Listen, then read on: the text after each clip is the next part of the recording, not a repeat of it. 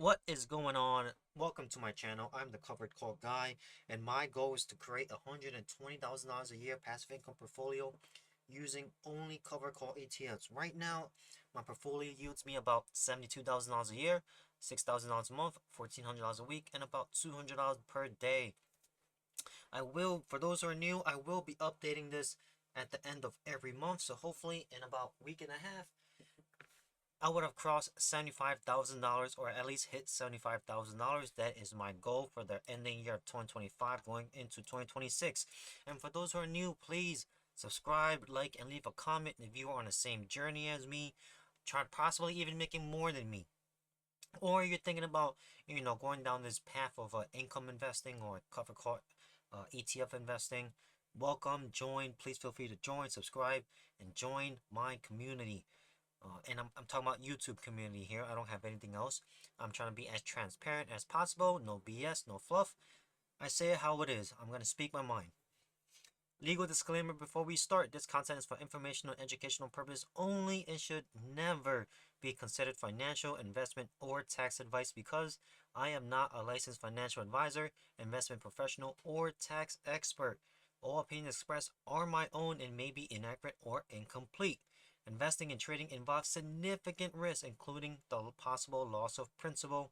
Always, always, always conduct your due diligence, please. I could be wrong. Consult with a qualified licensed professional before making any financial or investment decisions because remember, I am just some random idiot you found on YouTube and I could be completely wrong, right?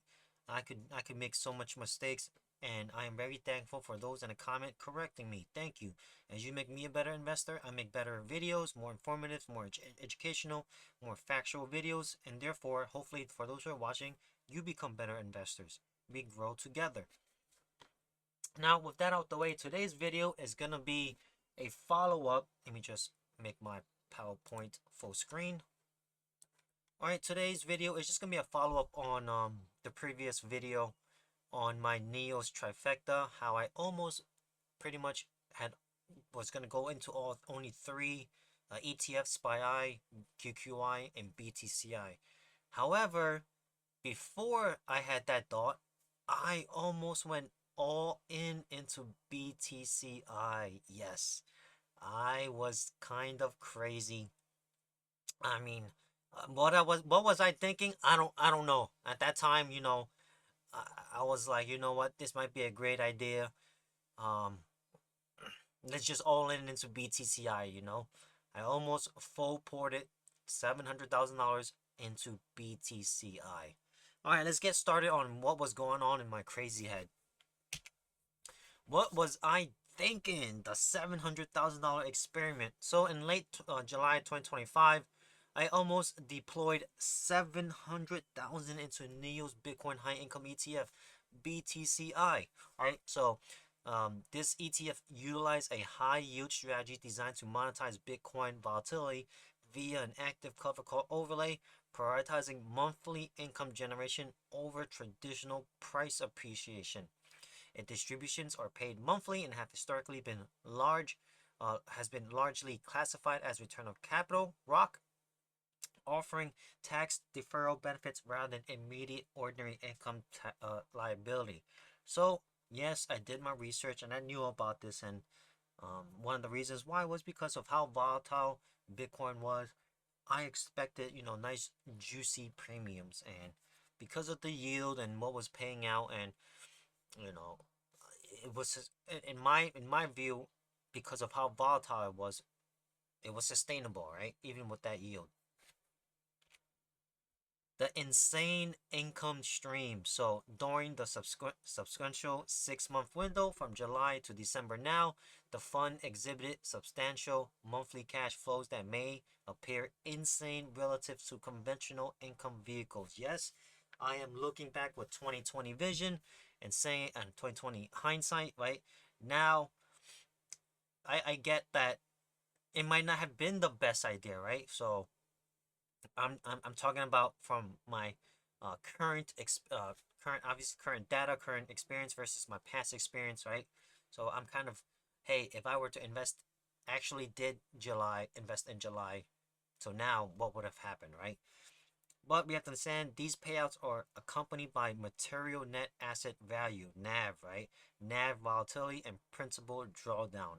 This period serves as a classic stress test for derivative-based income strategies in the digital asset sector.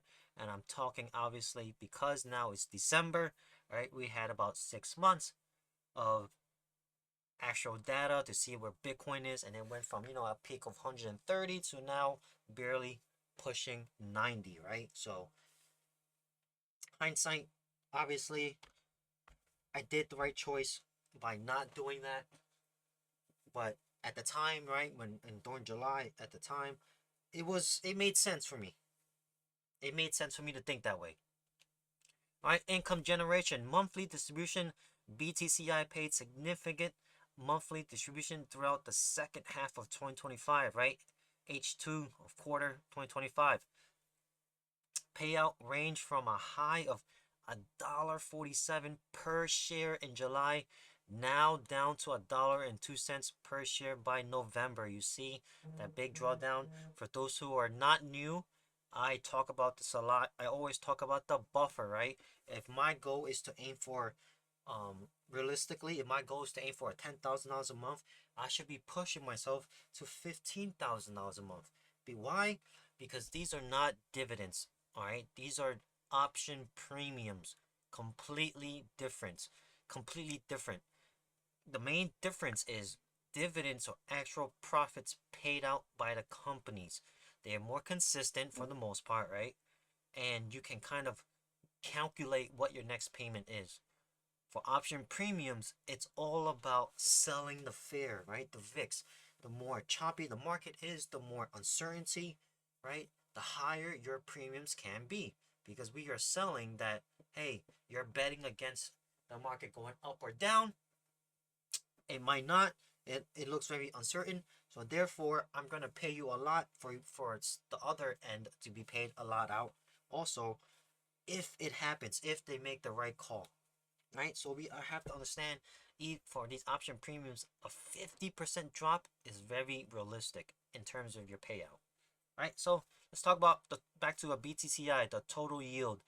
If I had deployed $700,000 at the late July ex-dividend price, my total distribution would have exceeded $81,000 over 6 months, a gross yield of roughly 11.6% for the half year.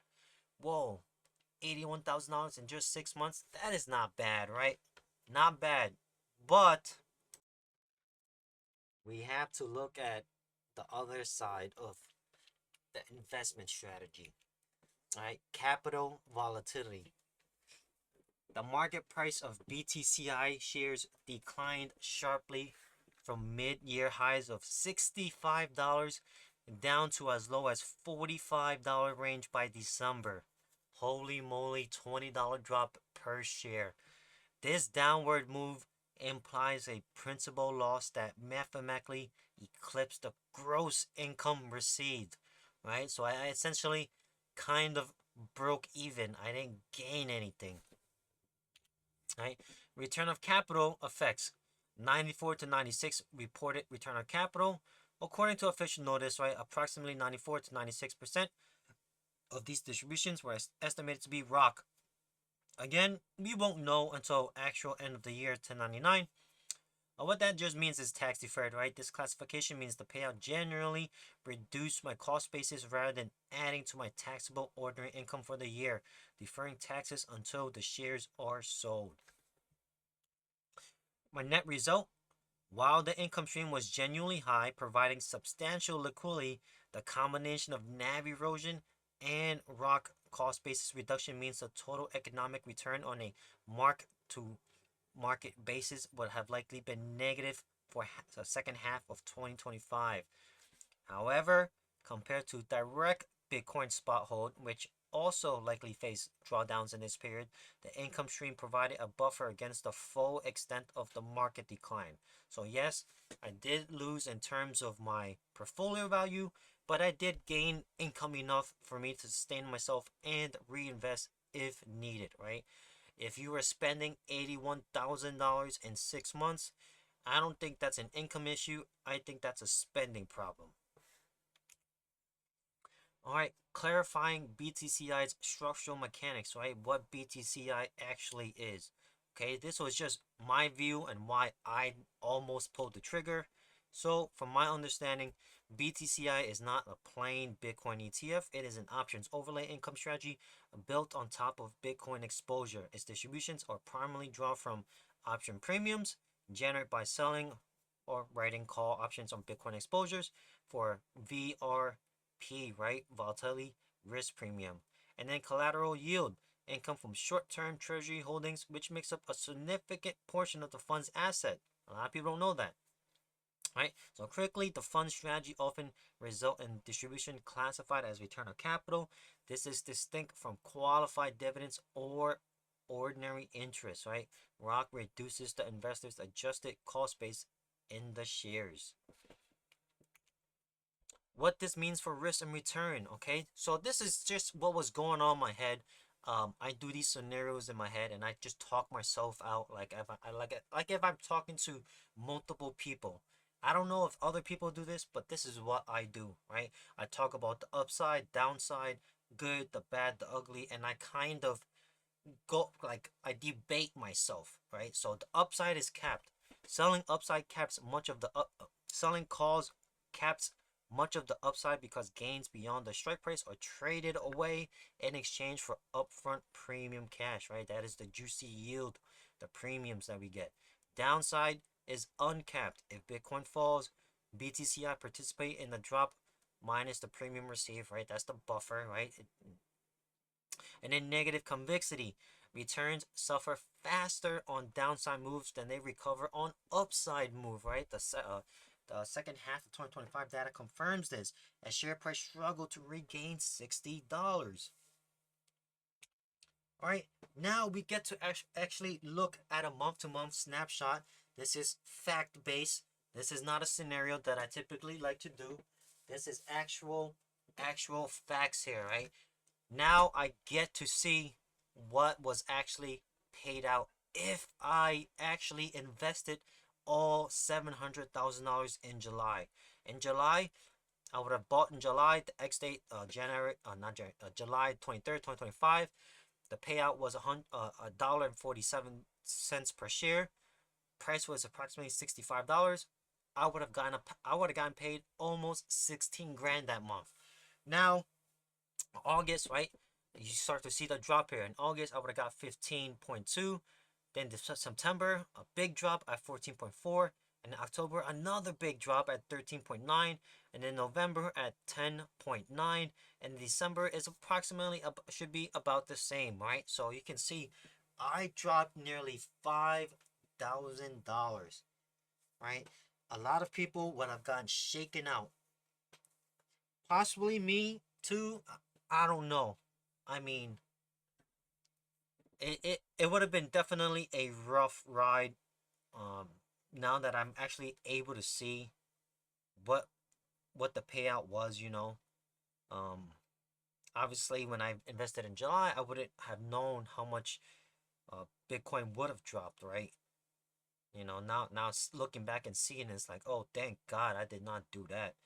What was going on in my crazy head, you know? Yeah, I mean, I was very close to pulling that trigger, so um this 6 months it would have been still nice to receive $81,000, but at the same time seeing the share prices drop like that, I don't know. For the most part, I would have probably reinvested all of that $81,000 to realistically speaking. I would have probably still I didn't factor in reinvestment. This is straight like I didn't do anything. So, but if I should have made a chart if I reinvested all of that payout, how much would I have gotten? But I didn't. I just wanted to be, hey, I wanted to create a scenario. I'm living off of this, you know, and I'm trying to paint a picture for all of my viewers too. When I talk about you need a buffer, right? Look at that $5,000 drop.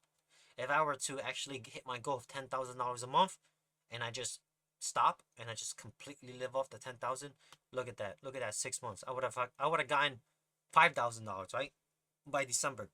So you guys can see, the crazy fluctuations here. So yeah, I say a lot of things, but for the most part, I think I'm seasoned enough to say things that I think a lot of people should take and heed. I've just kind of been around and kind of held a lot of other stocks to say, and I kind of know. Plus, I have kind of I work corporate in a way that I see things. I don't want to say too much, but I see things that are happening. So yeah, just FYI. All right, hypothetical 6 month total income. If I had executed a trade in late July at the X dividend price of $65.07, share price purchase 700,000 is easy math right here. It's quick math. 700,000 divided by 65.07 equals about roughly 10,757 shares, right? Total cash flow, summing month payouts July to December, right? 15,830 plus 15,225, blah, blah, blah, blah, blah, all that equals about $81,000, $378, right? With a gross yield from the 6 months of 11.6%. That's how I came to my conclusion. All right, so uh yeah, that was basically the math behind it, and I'm not talking about any reinvestment, but typically if I was still in the situation I am now, I'm still working, right? So I would have probably reinvested all $81,000. Perhaps that would have helped me stay above the $11,000 or $12,000 mark. All right, principal volatility and total return. While income was high, principal value faced pressure, right? Share price fell from $65.07 to about $45. My ending value with 10,757 shares at $45 was $484,000 and 65 bucks. My paper loss, right? The capital drawdown was approximately $215,000, right? A negative 30% drop in my portfolio. Imagine if I did that and I saw a 30% drop. I would have been, oh my god. Of course, I'm not talking about reinvestment. If I have reinvested and just continue to build out in dollar cost average, I would have probably, I wouldn't be hurting that. I would still be hurting, but probably not as much, right? I would be like, all right, I'll just reinvest in what I can. I still have a job. It's not too, I'll just tell myself, all right, is Bitcoin still going to be here? I would reevaluate, all right, what's happening with the situation, what's happening with the economy, what exactly happened with Bitcoin, and I would run the thesis back, right? But imagine that, a 30% drop from $700,000, right? Total return $481,000 and 65 bucks plus the payout minus $700,000 equals about a negative $134,000 in total return, right? Not good, not good. Total return obviously would be negative, right? So my comparative insight, spot Bitcoin would have lost at least $210,000. The income strategy mitigated some downside risk. So if I actually pulled the trigger, this would have been my portfolio. I don't even know if I would even have a YouTube channel. Actually, I would probably still have a YouTube channel documenting my crazy only Bitcoin, only BTCI strategy play. And I'll be like, hey guys, follow me on my crazy journey of only owning this one ETF. I don't even know if that would do well. Would you guys even still follow? I mean, like, damn, this guy is crazy. And I would probably be like, yeah, follow me on my journey to a $1 million only BTCI portfolio. All right, my key takeaways, obviously looking back at it now and looking from the data we have in December, what went right? So strong monthly income, the fund paid consistently, generating over 13.5 thousand dollars per month on average. Tax efficiency with 94% distribution classified as return on capital. The immediate tax burden on $81,000 income was minimal. Obviously, it's an estimate, right? Could be wrong until end of the year. What went wrong was the NAV erosion, right? The share price dropped 30%, significantly outpacing the income generated. Negative convexity. The covered call strategy capped the ability to recover quickly during brief rallies while fully participating in sharp downturns. This is just something I, you would have to have a trade off with. For the most part, if you're not buying like QDevo, GPIX, GPIQ for they actually let the stock price run because they don't have to write calls on um their holdings, right? For the most part, if you have a um the generalized cover call ETFs, you're gonna have this trade off right here, right? That's one of the reasons why I didn't do this. Also, because when I was doing a little bit more research with I mentioned this in the other previous video. So if you haven't watched, I'm just repeating myself a little here for those who have watched. Um, GPIX and GPIQ is one of the reasons why it will always remain a core until they change their strategy, and I know no longer like the thesis and their strategy and their execution. They let their stocks run so they can actually grow and don't have to worry about being capped off. And one of the reasons I absolutely love them. Not a lot of people like them. Why? Because of their yield, right? They're not interested in the 8% to 8 to 10% yield. That's fine by me. I love the 8 to 10% yield. My verdict, right? Why didn't I pull the trigger? What stopped me wasn't fear, it was clarity, okay?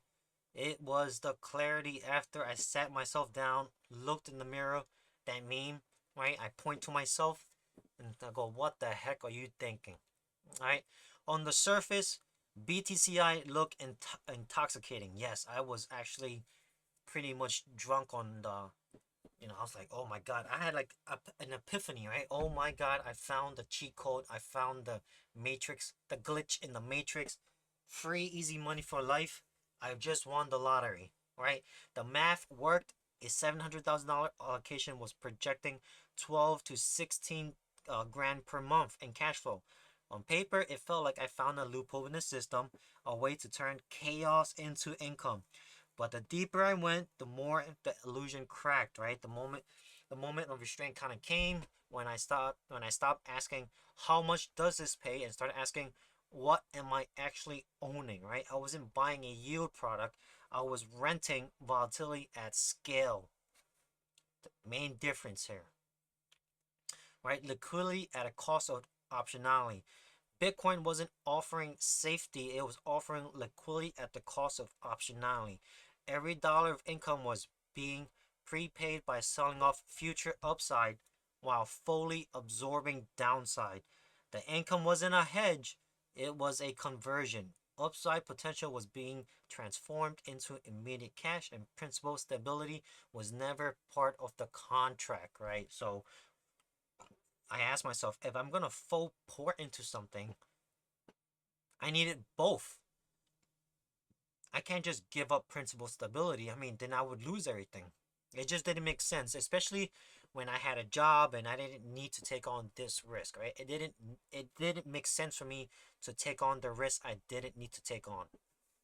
Now, if I lost my job and I was on my like I was pushed to the edge on I need the money to survive. I need to pay my bills. My mortgage is this amount. I need to make, 3, 4 times this amount. Then I would have been like, okay, I'm willing to go ahead and take that risk. I'm willing to go in and try, to play this kind of like, it's a little gamble, right? Essentially, it's a little gamble. I'm like, all right, it looks good. The house doesn't always win. I might be able to, you know, get more than the crumbs. Right, so that realization reframed my entire trade. A $700,000 position wasn't just aggressive, it was path dependent risk concentration. If Bitcoin broke lower, which it eventually did, the income would not protect the capital. It would only soften the blow while quietly lowering my cost basis and masking real losses behind monthly deposits. So that is something that I factor in the little scenario I played. I had all my excelled out, and I was typing all these formulas. I'm like, all right, so if this happens, this payout, this could happen. You know, if the entire market completely switches, this happens, this is my payout. Can I still survive on it? Can I still get my payouts? How much longer would I need to for the market to go up, to recover? You know, and it just like, okay, this definitely has a position in my portfolio. It definitely deserves a spot in my portfolio, but not the way I wanted it to. Right, full port all in. Right, the real flag wasn't volatility, it was a psychological trap, right? I recognize how easy it would be to confuse cash flow with progress. Watching $15,000 hit my account every month while net worth bled underneath would have felt productive while doing irreversible damage to my balance sheet. At the end of the day, I have to protect my principal, right? That's the whole point. You protect your principal. Of course, I'm talking about if you full port it in. Obviously, if it has a position like it does now in my portfolio, I'm not too worried about it. It's doing the job it's intended to do. Right? The question that stopped everything, if this drawdown happened early instead of late, does the strategy still work for me? The honest answer was, from at least for me, no. Right? BTCI required not just conviction but perfect sequencing and emotional discipline over years. It demanded reinvestment, not consumption. It demanded tolerance for deep drawdowns while staying mechanically committed to capped upside product. So, if I were to full port it, it just didn't make sense. It deserved a spot doing something else, another strategy in my holdings. Right, size with the row. I didn't walk away because BTCI was broken, right? I walked away because the size was wrong for the row, like I was mentioning, right? BTCI might belong as a satellite, a tactical income sleeve, a volatility harvesting tool, but not a seven-figure cornerstone built on the assumption that income can overpower drawdowns. The discipline in saying no to the wasn't in, the discipline wasn't in saying no to the yield. It was in saying no to confusing yield with safety. So when I came down to it, I broke it down. This is what I kind of came to conclusion with, right? The size for the row. It deserved a spot. It deserved a row in my portfolio, but not in the way that I wanted. I originally wanted it to, right? It was not going to be an all-in type of positioning. Right? So I just wanted to end with, sometimes the smartest trade is the one you never placed, right? I tell myself that a lot, right? Smartest trade is the one you never placed, because sometimes you're just running on emotions and not logic, strategy, right? Not having an actual thesis behind it. Thanks for watching, guys. I hope this was fun. I hope this was a little funny, a funny story that, crazy story. I almost pulled the trigger in July. If you found this educational, informative, creative, funny, there's a little background to my life, I guess. Yeah.